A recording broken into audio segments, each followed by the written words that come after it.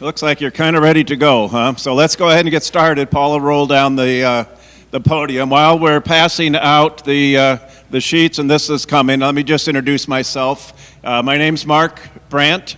I am an assistant to the president of our the Michigan district of the Lutheran Church Missouri Synod. Previous to that, and I've only been doing that since May. Previous to that, I was the retired 3 years ago now as the lead pastor at St. Lawrence Church in Frankenmuth. I had served the district in a variety of ways for 25 years. Before that, most recently, 13 years as the first vice president of the district. So I've been in Michigan for a long time, and in the Saginaw Valley for almost as long as that. In my role as assistant to the president, the official title is district facilitator, which doesn't really describe much of anything. But primarily I spent a lot of time in the northeastern quadrant of Michigan. My territory goes all the way up to the Sioux, includes the thumb. Basically 75 is the western boundary, and 69 is the southern one. And I'm to encourage pastors and support congregations in a nutshell. And one of the ways that I support congregations is to be involved at the beginning of the call process to help to identify some of the traits and characteristics that seem would be most helpful in your next pastor. So this is one step along the way. After we agree on what the pastor profile, that's the form that was handed out, and that's not in its final form right now. It's in its final form after this meeting, because we need to hear from you as far as any kind of suggestions, edits that might be necessary. After this meeting, then, this pastor profile becomes the official one of Zion Lutheran. We don't have to vote on it or anything. We just kind of go by consensus. And then there will be a period, I guess I don't know. Paul, did you guys determine how long you're going to allow for nominations? Usually it's 2 or 3 weeks.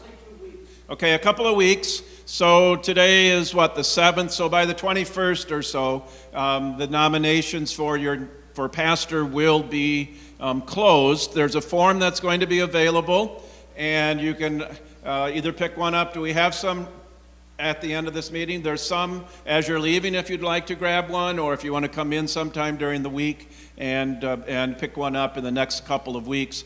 We wait to solicit names from the congregation until we have an idea of what we're looking for in a pastor.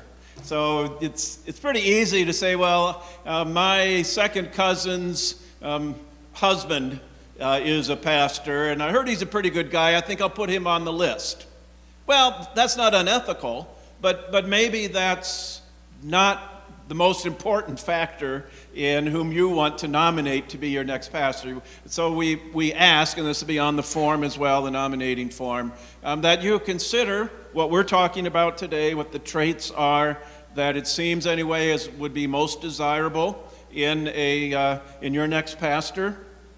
And then if you know somebody that you believe fits those qualifications, then your congregation wants to hear about that. And so that form is there for that. Those forms then are sent by snail mail to the district office, and within 4 weeks usually after the office receives those nominations, and I will have already emailed this pastor profile, within 4 weeks after those nominations are received in the district office, then your first call list, and maybe your only call list, will be in your hands.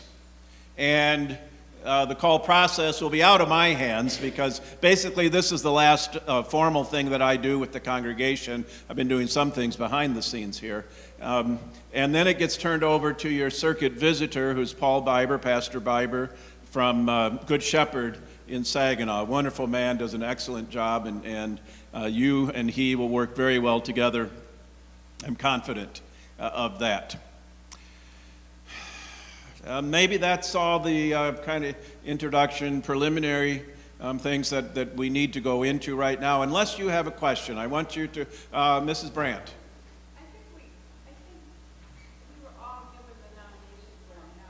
Oh, okay.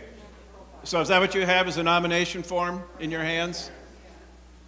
Well, it's good for you to have that, but what I really want you to have right now is the pastor profile. Yes, sir? Could they deposit them in the offering box for me?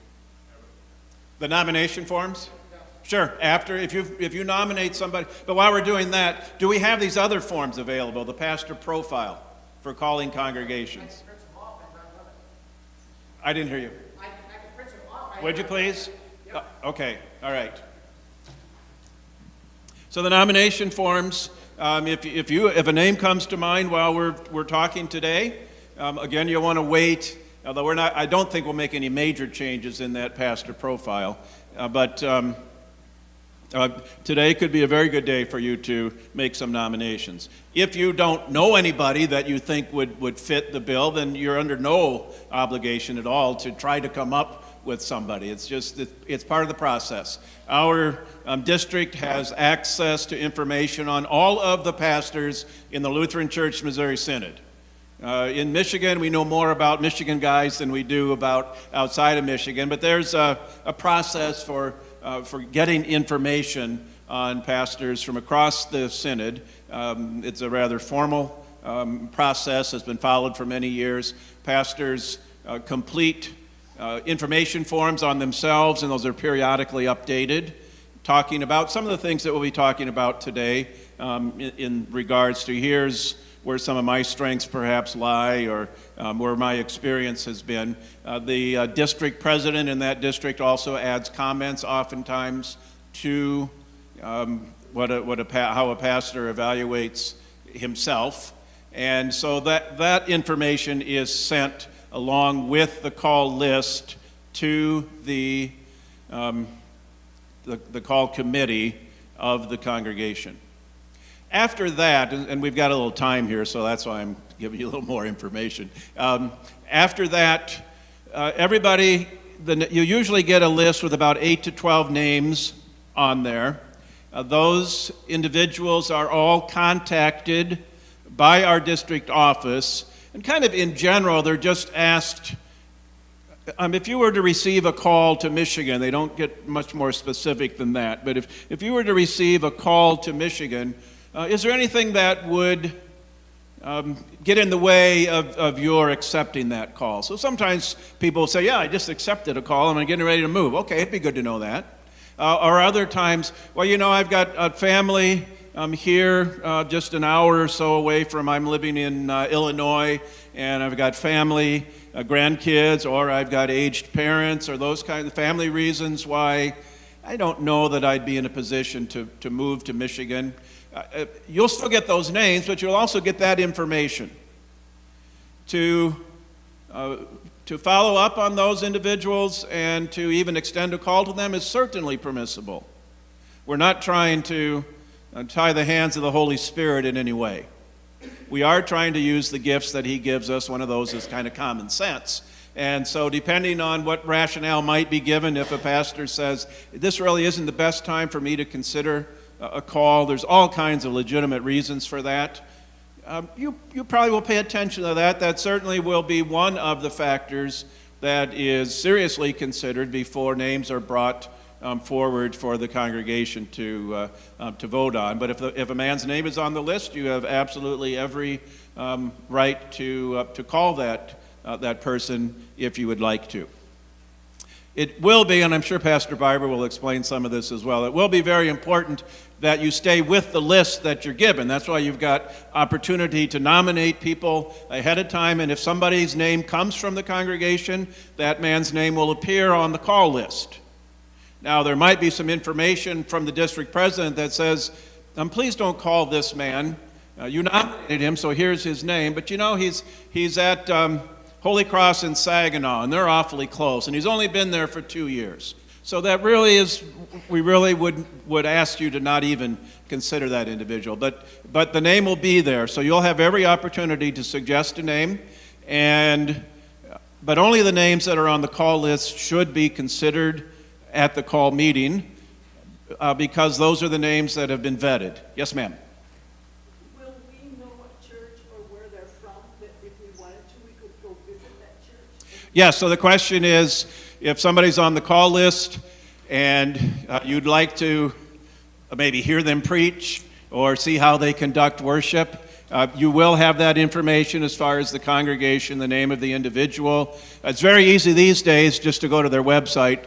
Many congregations have their services online in one form or another, and that's perfectly permissible. And I'm sure Pastor Biber will talk about that a little bit too. You want to be careful that you don't base your judgment on what you see one time, but it can certainly give you an idea and is a very legitimate. And I'm sure the call committee will spend some time also in kind of exploring those types of things. Any other questions while the forms are being handed out?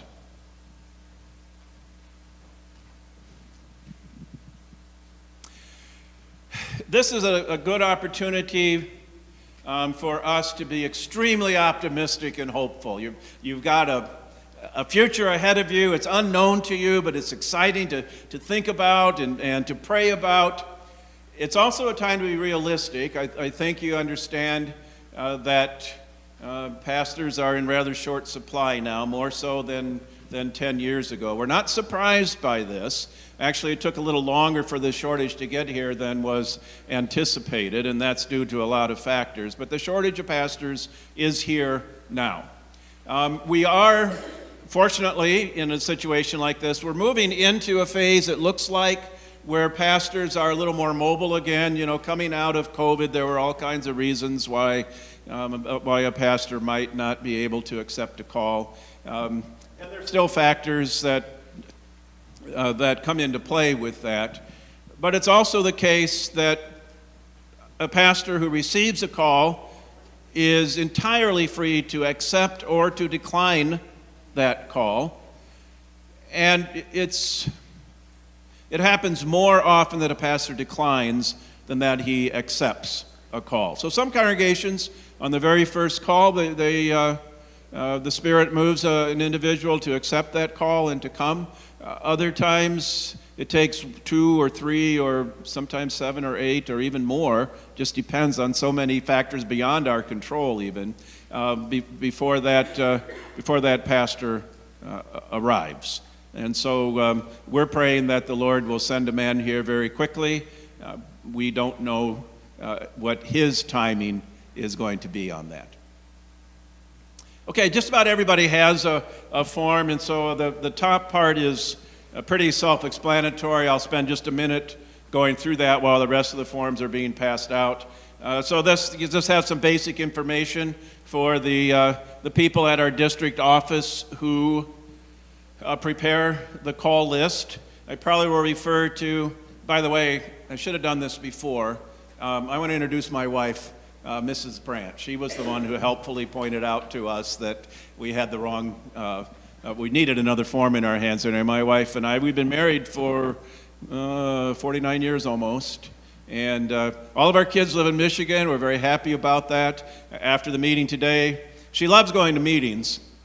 Well, maybe not, but I did entice her with, we're going to go to Harvey's afterwards. That's a nice place to eat. And then about 10 minutes from there is where 4 of our grandkids live. So we'll visit them and their parents if they happen to be home.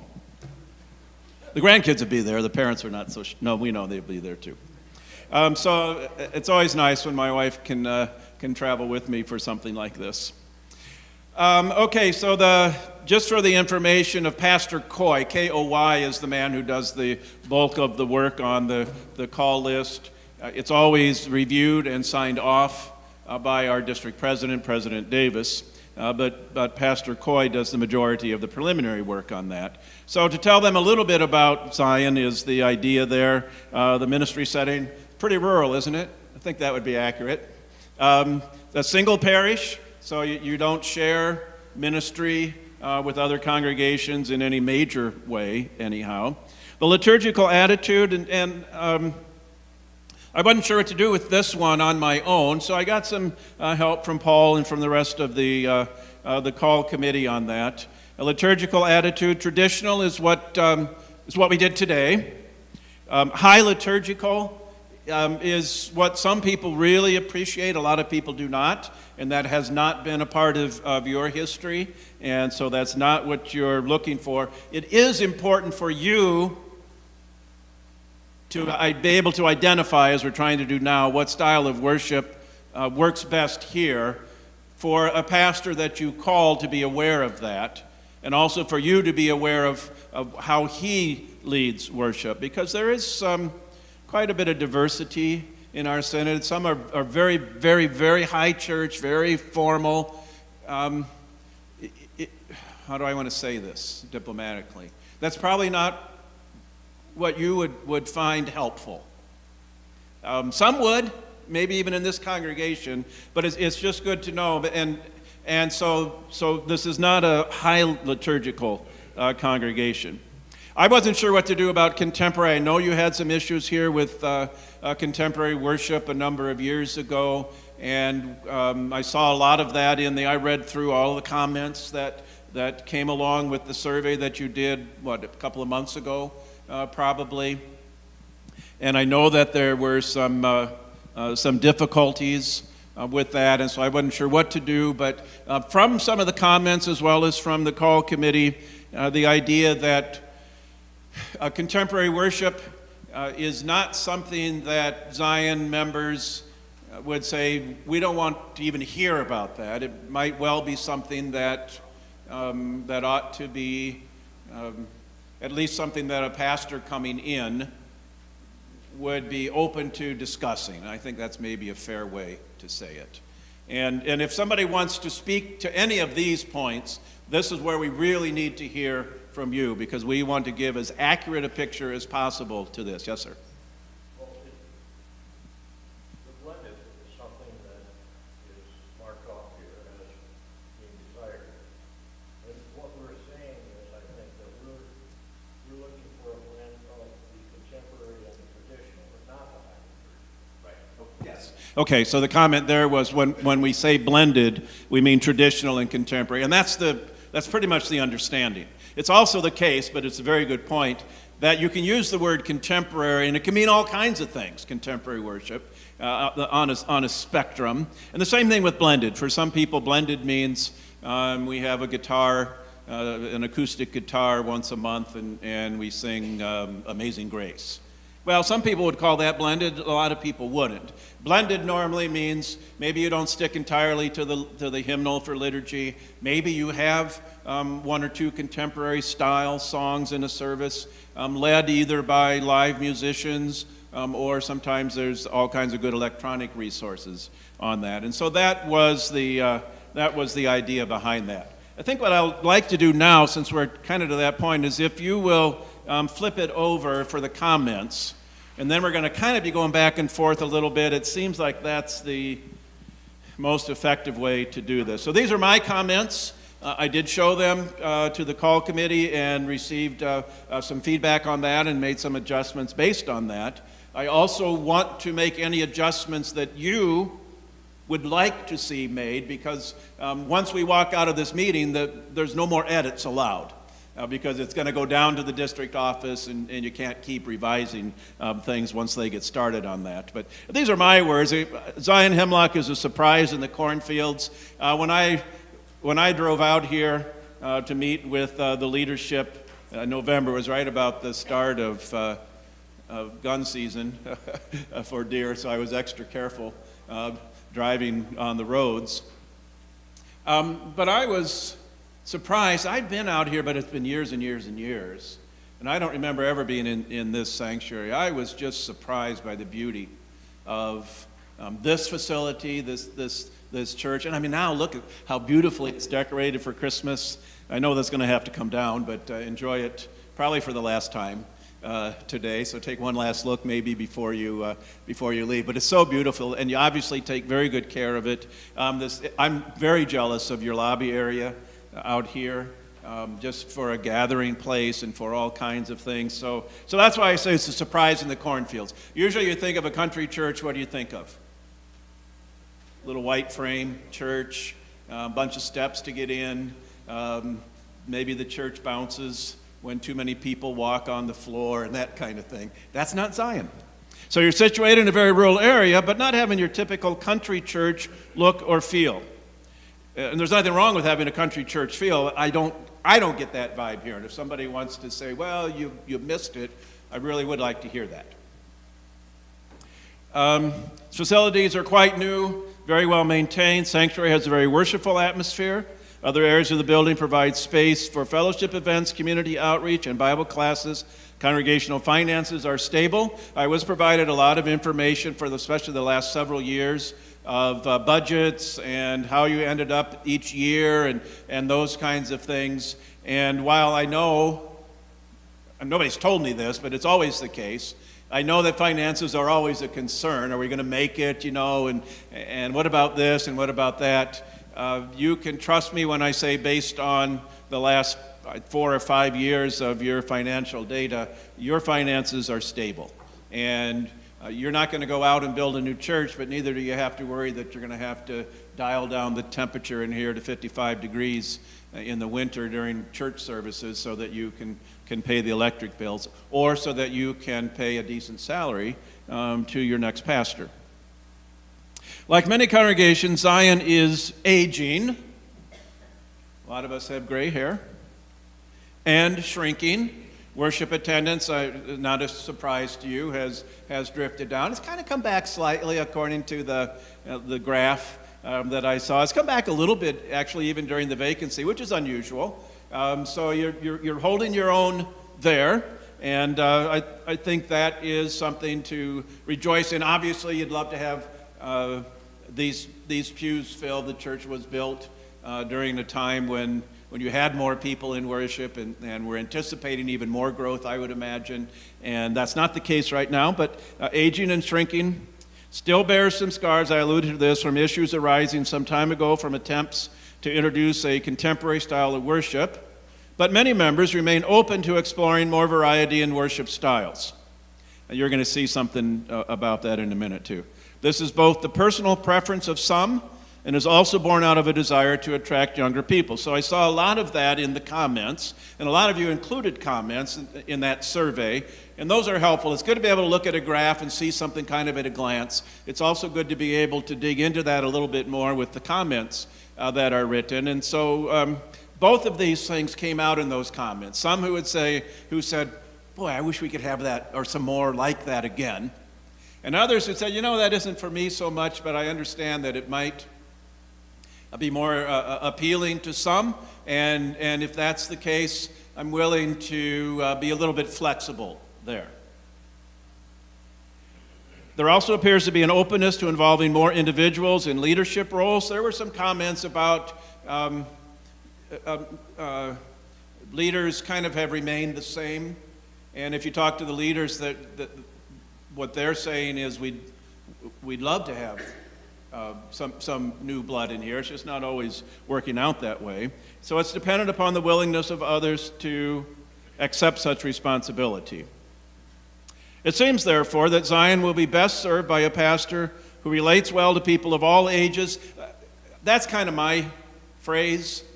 Lots of times the surveys really focus on we need to get younger families in here. We want somebody who's going to relate to the youth. Well, certainly. I'm not exactly sure what that looks like in an individual, except for he's not stodgy and he's not gruff. But a pastor isn't going to be the one, almost always, or maybe almost never, that's going to attract younger people or younger families to a congregation. It'll be the congregation that does that. And what are younger people looking for in a church home? Well, number one, I think, sadly, we have to say a lot of them aren't looking. Also, those who become involved in a congregation are not looking to worship every Sunday like many of us grew up doing and still do. And so we try to accept some of that and say, okay, we're not going to change that. But still, we know that they need the Lord, and they need a church home. They need a place where they can feel welcome and hear what the Lord has done for them and what He can do through them. And so really for their sake, not for the sake of a congregation. We want to be attractive to young people. And again, what is attractive? You know, and you overgeneralize, it's very easy to do, but one thing is warm, welcoming, and authentic. So when a young family walks into, if they walk into a worship service, for them to be greeted with a smile. We had some smiles directed our way when we came this morning. So that was nice to see. If they've got young kids, that people aren't looking down on them because the kids are a little restless in church. Don't you remember and long for the good old days when kids would cry during the sermon? Yeah, you didn't like it so much at the time, but you'd love to have that again. Well, if that happens, if that comes again, then rejoice in that and kind of go with that. Another thing that's attractive, and I know we don't always think about it this way, but another thing that's attractive is, and you don't have to be young for this, but is the idea of being able to make a difference in people's lives. You do hear that a lot these days. We use the term to serve. That's biblical. But young people especially, that they want to make a difference. Well, how do they make a difference? Well, the congregation can help by being a congregation that's involved in the community and is making a difference. And of course, that brings us to God's Helping Hands, which I heard a lot about when I was out here. I saw all the things that you're doing. Not all of them, but I saw what you're doing there, and that came up many times in the survey. That came up a few times in the forms that the call committee had submitted to me. And I do think it's important for us to recognize that when it comes to efforts like that, sometimes we mislabel them, and I'm trying not to step on anybody's toes, so if I do, I apologize. But it's very easy and very common to mislabel those as outreach efforts. They're not so much outreach efforts as they are efforts, I guess you could say, to reach out into the community, but they are efforts to be involved in the community. They are efforts to help others. And sometimes we're disappointed because people will accept our help, but they won't show up on Sunday mornings. Is that why we're giving them that help? No, we're giving them that help because they need help. And we want to provide that help if we're able to do so. I'm remembering our synodical Lutheran Church Missouri Synod president, our current president, Matt Harrison, shortly after he was elected, made a statement. I don't remember much else of what he said, but he made a statement that has stuck with me. And he's talking about social ministry, which is what God's Helping Hands is. And he said something along the lines of, we do these things not to get people into the church, but because we are the church. In other words, we do what the Lord sends us to do. And sometimes do people join our congregation as a result of that? Sure they do. But if they think that's the only reason we're doing it, that's going to turn them away. But what does happen when we're involved in the community in that way is the congregation's current members are given a way to make a difference. Remember, I talked about that before, to make a difference and to serve. And God puts that desire into us.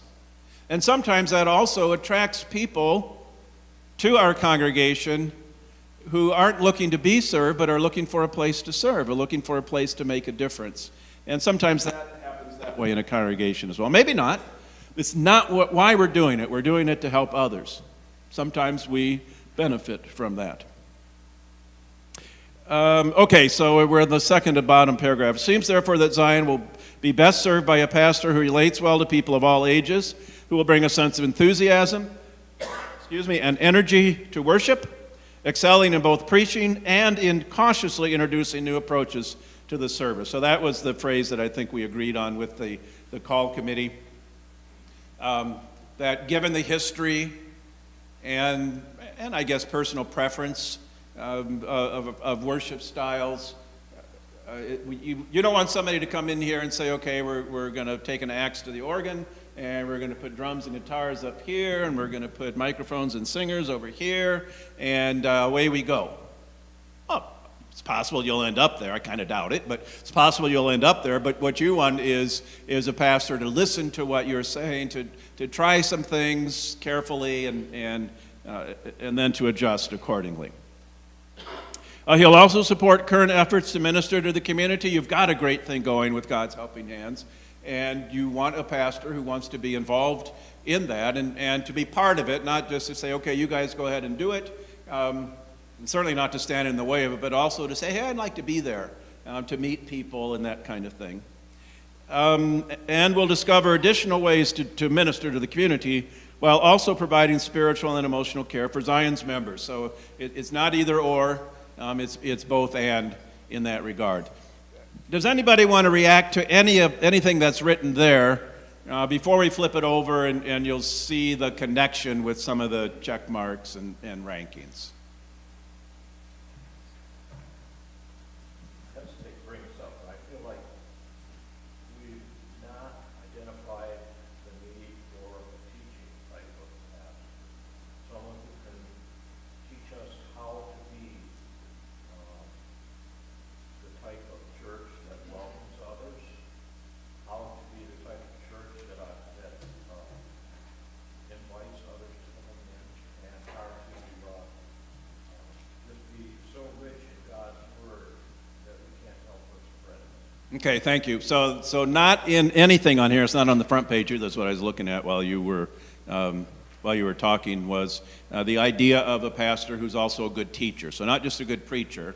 And you maybe notice there's nothing about preaching on the front side. You can't check any box there. It's just kind of assumed every congregation wants a top-notch preacher. And so it's kind of hardly necessary to even put that on there. But yet, it's on the survey, and especially needs to find some expression in here, in my estimation. That's why it shows up in the comments. So the question is, what about teaching?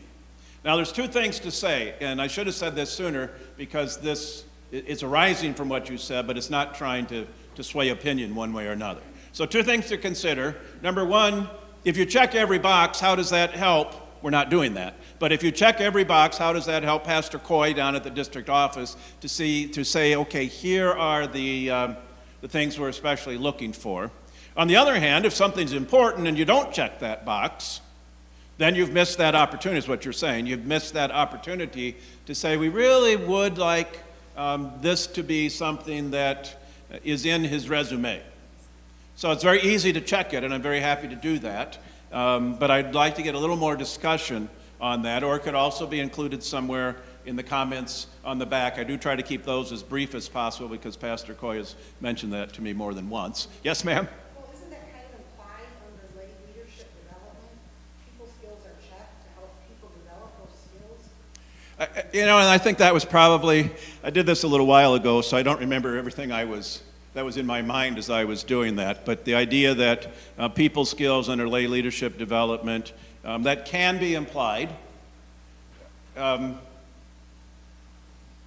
So I'm thinking those are kind of the two things. Number one, it's implied, so that's good enough, or being implied is not good enough. We really would like to highlight that. So, yes, ma'am.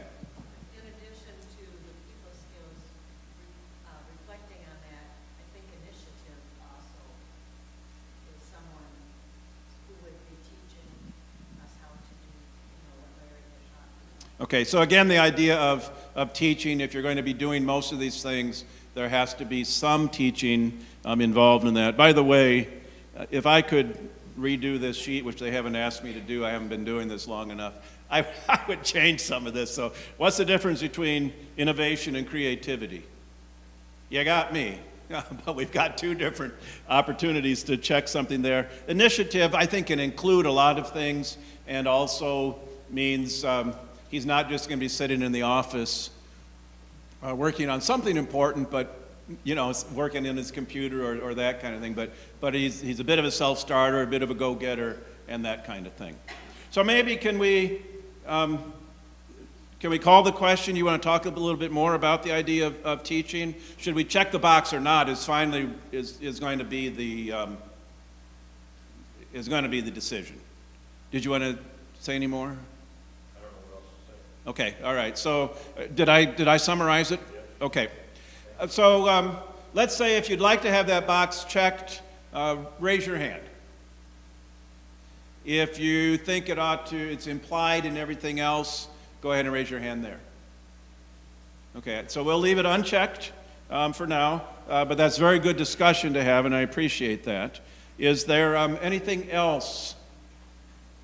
We haven't gone through those check marks. It shouldn't take too long, unless you have comments, which I don't want to short circuit at all. But you've had a chance to look at it, so hopefully I won't spend too much time explaining them. I kind of tend to do that sometimes.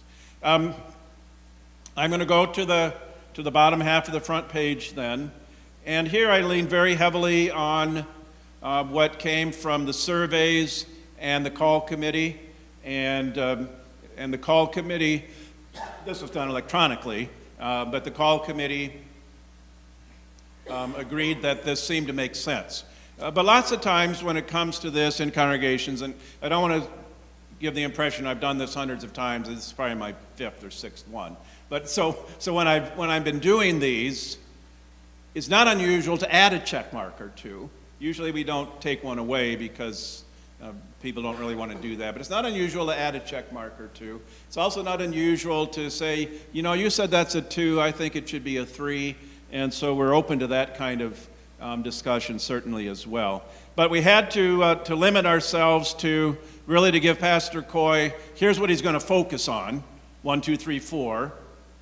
And then the other ones kind of help to fill that out a little bit.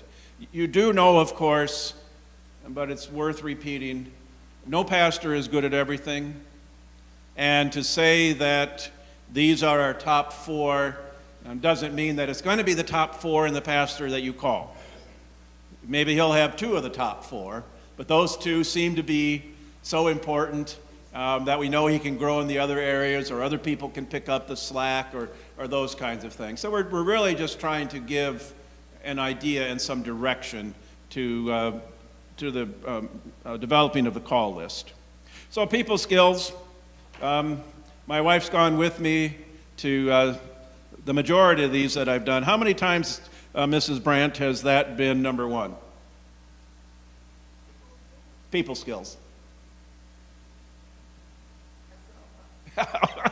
Every time. Now, I'm sorry, I didn't mean to put you on the spot, but I was going to Holy Cross in Saginaw and working on this a couple of weeks ago, and she said, I bet people skills is going to be number 1. No, I said outgoing and friendly. Oh, outgoing and friendly. Okay, that's why. Oh, you don't have the sheet. I'm sorry. Okay. Next time I'll give you a heads up. All right, so people skills. And I have to be careful here because sometimes you see what you're looking for. And I personally happen to believe that people skills in a pastor needs to be at least very close to the top of the list. So I don't want to just inject my own opinion onto that. But as I listen to people and as I read the surveys and the comments, this just keeps coming up again and again. It's got to be able to work with people. Initiative. I don't think that word was on the survey, but it kind of came out of that, and that's what I had talked about before, somebody who'll do these things. Outreach, we recognize that while there are a number of Lutheran Church Missouri Synod congregations in this vicinity, there still is opportunity to reach out and to bring people in. And then community involvement for the reasons that we were talking about before. If we were going to do a number 5, what I would have done from that based on the comments and the survey would be the sick and the shut-in, because we certainly need to provide spiritual, sometimes emotional care for people who are at that stage in their life. Ministry to inactives is always something that can be helpful. It doesn't usually result in full churches again, but it's still, there's a reason to do it. And family ministry, this is one way to try to, and the call committee had put a check on there too, but family ministry, that's one way to try to address the idea that young families, parents, but even grandparents, to run the gamut of the ages in the congregation. That's something that you can spend some time on in a programmatic fashion with Bible studies and get-togethers and things like that. So that's why that one's checked. So would you please tell me what you think about that, about anything now, whether that's on the back or these check marks or the numbering on the front. What do you want me to do with this? Do we want to edit it, to change it in some fashion? Or do you want to say, yeah, I think that captured it about as well as we can anyway? Yes, sir. This is what you're gonna send in. Yes. I just have one comment, right, wrong, or different. On your comments, in parentheses, it says, but not an eagerness. Could that be reworded? Say that again, please. Where it says, there seems to be a willingness, but not an eagerness. Oh, you know what? That was a preliminary copy, and the call committee reacted to that. And they thought that probably wasn't helpful, so I took it out of the final copy. So what you got was the preliminary copy. Yeah, no, I'm glad you brought that up. So if you saw that in there, that was my kind of editorial comment based on some of the comments that I read. But it was flagged by the committee, and it also occurred to me, while I don't think that's an incorrect statement, that's also going to be descriptive of most congregations, and also doesn't really make a difference in what our goal is here. So thank you for bringing that up. Any others? Going once? Going twice? Okay, we're going to close with a prayer, but this is what the one I'm holding, not the one you are, but there's very little change other than that from what you have. I will send that in tomorrow morning, and they'll start doing a little work, but they won't do a lot of work until the nomination forms are returned. So if you have a name, if you haven't written it down yet, you can do that before you leave today and place it in is it offering plate or a box? A box out in the lobby, the entryway there. Okay, let's close with a prayer. Lord, what a joy and a privilege and a blessing it is to be able to gather as your people in worship as we did this morning, and then to be able to meet together to discuss matters of importance. And there's not much that's more important to a church than having their own pastor. And so we pray, Lord, for Zion, giving thanks first for Pastor Warzinski and the work that he's been doing here and continues to do, and praying now also as Zion takes the next step forward in searching for their next pastor, the best pastor for this congregation, in its current circumstances and situation. We pray, Lord, that you would give patience where that is needed, endurance and encouragement where that's necessary, that you would provide individuals who can seriously consider a call to this part of Michigan, and we pray, Lord, will gladly and enthusiastically accept that call. Meanwhile, we put this whole process back into your hands, praying in Jesus' name. Amen. All right, thank you very much. I appreciate your time and your comments today.